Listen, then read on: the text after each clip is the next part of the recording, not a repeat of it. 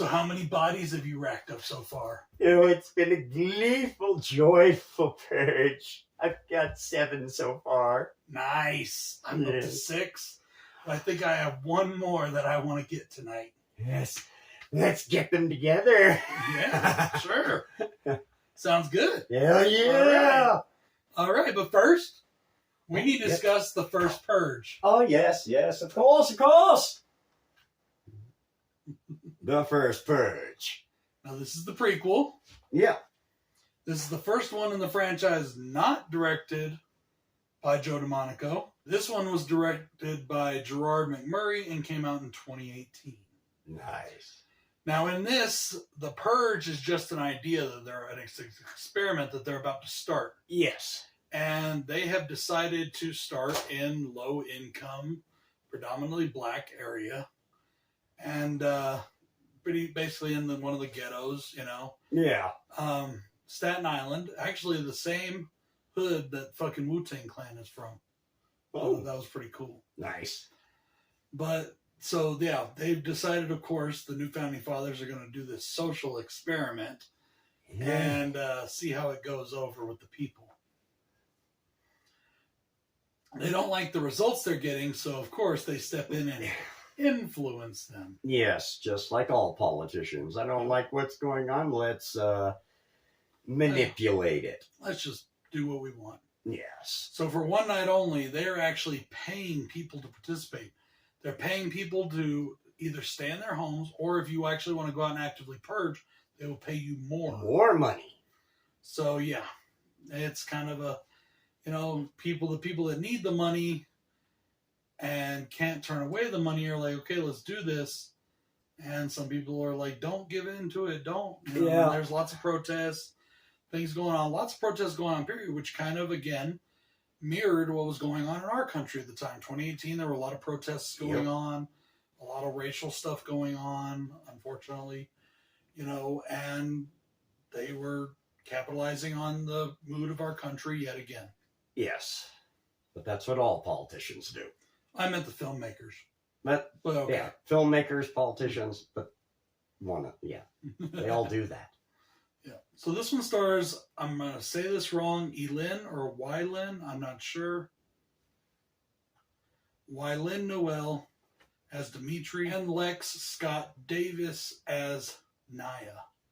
Now this one had a $13 million budget and it brought in $137 at the box office. Still growing. 137. Yep. $137 million. Sorry. Yeah, you said $137. $137 million. My bad. That would be the biggest flop ever. How much did we bring in for our $13 million? $137. 4 people went and saw the movie. Oh. But yeah, they're steadily still increasing. Every sequel increases. Unfortunately, that trend's going to stop with the next movie. But it's not because of lack of popularity or interest. It was COVID. Yes. What do you expect? You know. So anyways. It fucked up a lot of shit. Yep. A lot of the political stuff in the movie was aimed specifically at the Trump administration. Whatever you make of that is what you will, but that is actually what the filmmakers said. Okay. So, one of my favorite actors in the movie, Rotimi Paul, the guy that plays Skeletor, actually went to his audition in full Skeletor makeup while riding the New York subway. That was a sight to see. Freaking the shit out of people, I'm sure. Oh, fuck yeah. That's fucking cool. Mad props for that. So, cons for this movie. I've only got one con for this movie. It just doesn't seem right. Okay, big bad drug dealer. Yeah, now I turn into community savior? Yeah, he's like the guy that starts out who's basically the source of evil in the neighborhood becomes the hero, and that was kind of weird for me too. Yeah, it just... That's the only real... And he does it really fucking fast, too. It doesn't make any sense. Yeah, it just... I didn't really dig that part either, but whatever. Fuck it. I still enjoyed the movie. I enjoyed the story. It's still a good movie. I still had a lot of fun with it. And like what I was telling you, if I was that guy and knew this was going to be happening in advance, all crime is legal, I would be setting up a huge drug deal. Yeah. because the DEA can't do shit. No, exactly. If I was him, I would be doing that. Getting ready to do a huge deal because it's like, we don't have to watch out for these guys on this night. Right. Also, if you're against the whole political messages and movies thing, political message was pushed a little farther than the rest of the films, Yeah. in my opinion, but it still doesn't get in the way. No.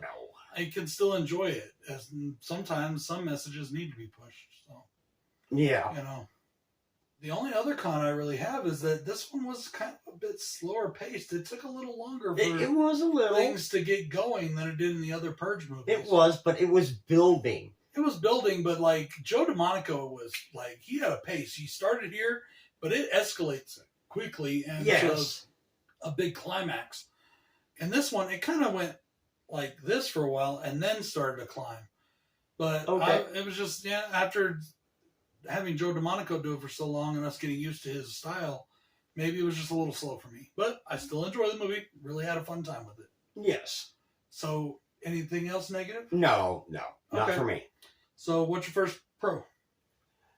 I love Skeletor. Me too. I love this guy. He is just... Fucking crackhead motherfucker. He sells psychotic very well. Mm-hmm. And just throughout the entire movie, he's giving them what they want. Mm-hmm. And then he starts slaughtering their men. But they kill him too. But still, he's just having so much fun. Mm. And I just love how much fun this character is having. How, like you said, his audition, he went in full costume to the audition. Yeah, he's one of my big pros too. I like him a lot. I have a lot of fun with him. The kills he pulls off are fun. Yeah. The way he goes after people is fun. And he's just fucking nuts. He's a fucking crackhead. Very obsessive. It sounds like a crackhead in this film. I mean, he did a really good job portraying one. So, big props to him. I love Skeletor. Yeah, he's awesome. And just the fact that he calls himself Skeletor.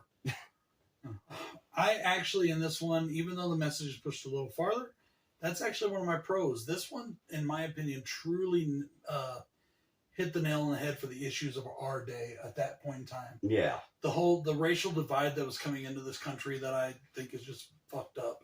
It always is whenever it happens. I don't care who you're aiming at. I'm not blaming anybody. I'm not getting involved in a political discussion. No. I'm saying that there was a lot of racial divide, and that was a problem. It is. There was a lot of protests that were turning bad, going from being peaceful protests to rioting. That's a problem. Yes. All of those things were problems in this country, and this movie kind of mirrored those things perfectly.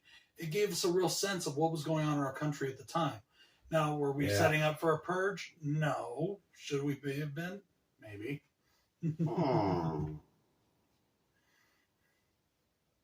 Fantasies.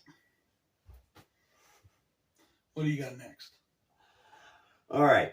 There's two other characters I really love in this. You don't get to see them very much, but the two creepy old ladies. Oh, yeah. With their, like psycho bag ladies or whatever. Yeah, it's stuffed animal bombs. Yeah.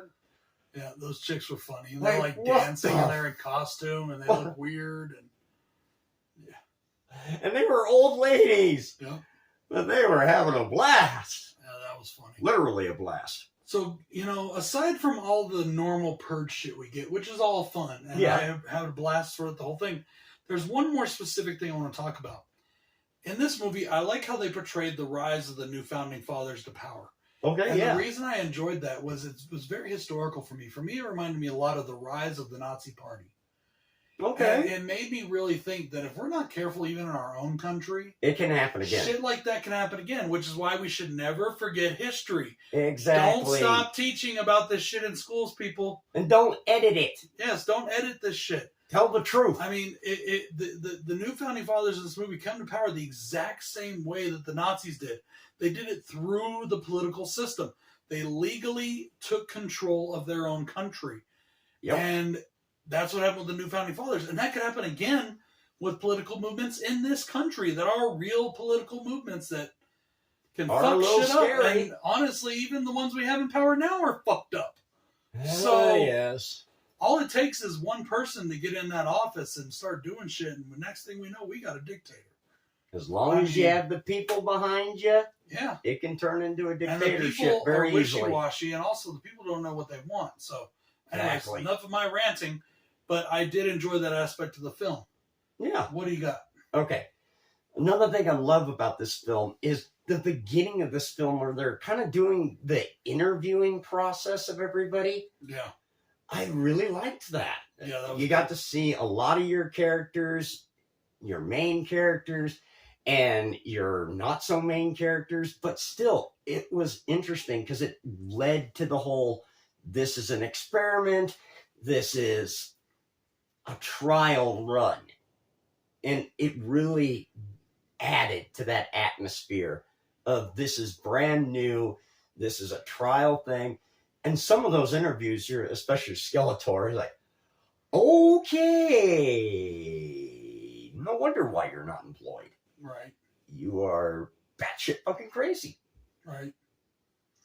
Well, bro, I think that's all we got to say about this one, right? Yes. We enjoyed it. We've had a blast with this franchise so far. Can't wait to do the next one.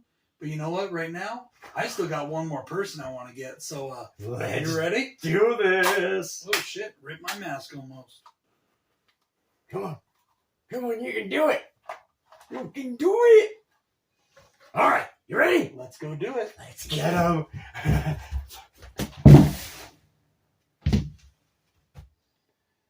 See you next time, folks.